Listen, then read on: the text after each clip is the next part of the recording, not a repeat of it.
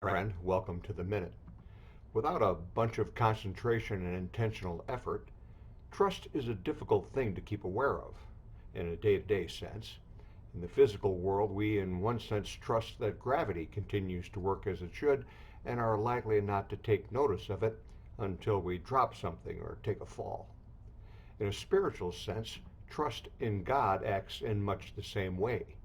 Trust is not the kind of thing you think much about until you need it. David writes, "But I trust in you, O Lord. I say, you are my God. Rescue me from the hand of my enemies and from my persecutors." We tend to forget that God is there until we need to call upon him.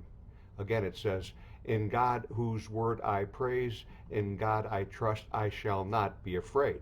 Well, what can this statement mean but the psalmist was facing something fearful?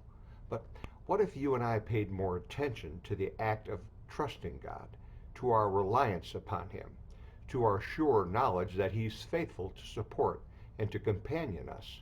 What kind of outcome would that bring to us day to day? Isaiah says the outcome of such an intentional awareness of God is peace. "Thou shalt keep him in perfect peace, whose mind is stayed on thee, because he trusteth in thee." Trust the Lord forever, for the Lord God is an everlasting rock. How long, then, since you stopped to consider trust in life? Has your trust been diverted into secular paths of financial security or into relationships? There can be no lasting joy in reliance on such things. David writes, "I have trusted in your steadfast love. My heart shall rejoice in your salvation." God is worthy of our trust. He knows those who run to him for safety.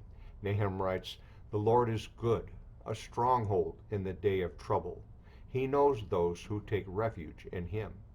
So let today, right now, be the day that you pause to think about just what it is you place your trust in, that you would speak to the Lord about a renewal of your commitment and trust in him. The psalmist says, "Those who know your name put their trust in you. For you, O Lord, you have not forsaken those who seek you." That's my word of encouragement from Restart Church. Thanks so much for tuning in, and may the Lord bless you as you go.